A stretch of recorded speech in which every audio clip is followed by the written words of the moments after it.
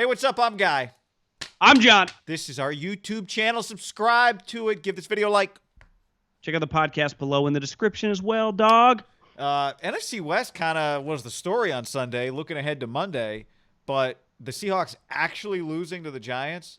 The Cardinals' final score, not really an indication of what that game looked like, but the Rams put them away. The Rams are now in first place, John, in the NFC West, which, as we discussed on the last podcast, that would be good news for the 49ers to kind of push the Cardinals back down.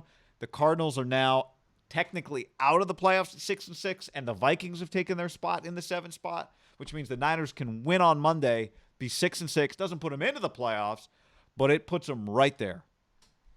I did not think it would. Yeah, look man, like this I think one of the stories in the league right now is for a brief moment, and it was kind of justified 3 or 4 weeks ago. It was like, Kyler Murray, is he the MVP? And I think most people following football is like, God, this little guy is a dominant little player. Like, yeah, I don't think it's crazy. I don't think most people thought he was going to win, but people thought he was trending like, yeah, if he doesn't win it this year, he's probably going to win one the next couple of years. Guy, they've lost 4 of their last 5 games, and we were doing some we double-checked. Without the Hail Mary, they would have lost 5 straight games. They are a Hail Mary. Bye. This is all after their bye, too. Like, this is, like, to me, they're in an absolute free fall. Because one thing with the Niners struggling a little bit, Seattle just has been what they have been, right? They're just kind of a flawed team. We gave up Same on with them the Rams. as a Super Bowl champion, I think, several weeks ago. Yeah, but I thought that at one point in time, if you're 5-2 and just having a good quarterback, it felt destined for 10 or 11 wins. And now it's 6-6. Because unlike the Rams and Seattle that have, I don't know, Pete Carroll and Sean McVay to fall back on, at the end of the day, Cliff is by far in this division the least accomplished guy. Even when you just kind of look at going into this game, if you're listening to Monday Night Football, the Niners being 6-6, like Kyle just went to the Super Bowl. Even Zimmer and the Vikings kind of being alive, potentially if the Niners win the 3 6-6 teams, I have way more faith in just Mike Zimmer's operation than I do Cliff. Like I got a massive red flag on the Cardinals right now, and a lot is at stake with the Niners winning that game against the Rams. They just honestly, I felt they were dead, and they're just not dead. No. Like they are really alive. This game is big. Yeah. And by the way, Arizona plays the Giants this week coming up. The Giants have won 4 games in a row.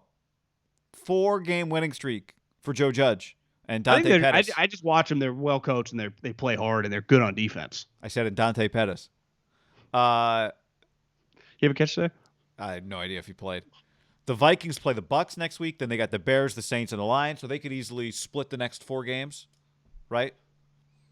Yeah, I mean, Seattle, the schedule the next 2 weeks breaks pretty well. I mean, they got the Jets this week, and then they got Washington. So I think they could get just back to all of a sudden you look, they're 10-4. Right, but this is really about Arizona now. Like the Rams really helped the 49ers out on Sunday because this is about that 7th spot.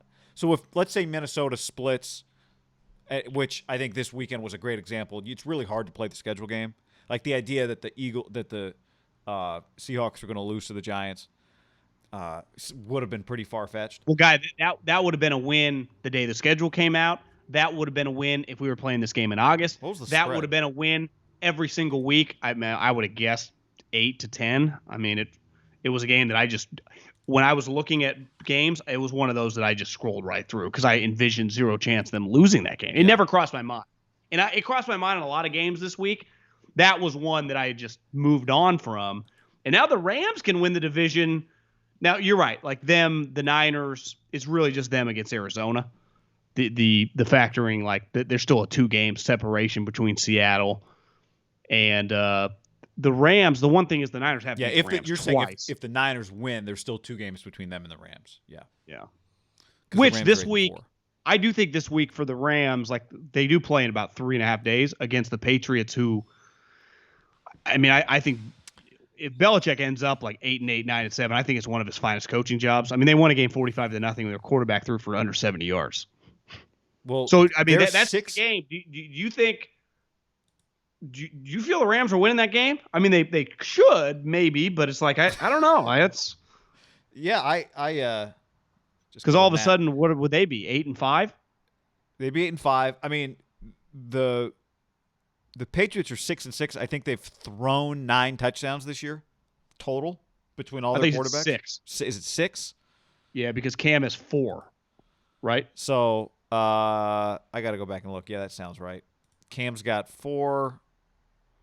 I looked it up. Didn't. No, Cam. 6 passing touchdowns this year. That's insane. 13 interceptions, and they're 500. Anyway, but that's not Belichick.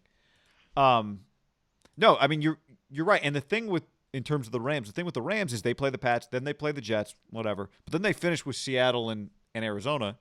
It's not out of the realm of possibility that they lose 3 or 4. I wouldn't bank on it. The one thing I would say back to the Cardinals is they match up pretty well against the Niners. They do. Just with Kyler. I think he gives them a lot of trouble. He just does. Like we've seen it. Like the evidence is we've seen the 3 games. Yeah. And that's just. But I mean, it's just the idea of having kind of your controlling your destiny, not controlling your destiny, but still having a chance to control your destiny, right? The problem. The Bills are like a better version of the Cards. They have a quarterback that can move, make some big plays, and they got a couple wide receivers. But their defense actually, you think it's a lot better than it is just because they've been good on defense the last couple of years, and Sean McDermott, defensive guy. But their defense actually isn't that great this year, statistically. Like you were telling me, the running stat, they're giving up like 5 yards a carry. 5 yards you can carry, run it right down the third worst in the league. But so when you imagine the game plan is just going to be them just fucking slamming the ball. Well, we'll get to that in the preview part of Monday Night Football. The other thing one other thing on the Cardinals, I know this isn't breaking news, but do they lose some advantage just because the Niners are there when they play Week 16? So. Yeah, I mean, I think just going into this game, the key for the Niners, because they're just stuck in this place, and everything we read this week, it was hunky-dory fun, and they come together, and Kyle's doing a good job, and you got to still have a chance to really stay locked in, I think. And that's why Monday night is so big. And to me, what makes Monday night even bigger, what do you think these fucking guys did all day? You have the day before game, you have a walkthrough or whatever, but they were just in their hotel rooms, or I saw Kyle said some of them Airbnb. You were just watching Seattle and Arizona lose. You're like, holy shit, we are just sneaky somehow. And this is where I think the Pats are somewhat of a parallel for the Niners. Because if you just stay around and you go, we got a dude coaching the team, because Cam Newton is way more famous and accomplished than Nick Mullins, but it's not like Stephon Gilmore can look at the stats and be like, how are we doing this? Like when he's just sitting there with his buddies at home. Like this, it's not like he's throwing for 300 yards, but then you just start believing. You just start winning. Like the Pats are going to show up against the Rams going, we're just as good. We're going to beat you. Well, and that's where the Niners tomorrow now can have a belief, even though they probably shouldn't. But that's why these coaches, you could argue that Kyle and Belichick, if either of them finish 8-8 or better, it's one of the best coaching jobs of the year.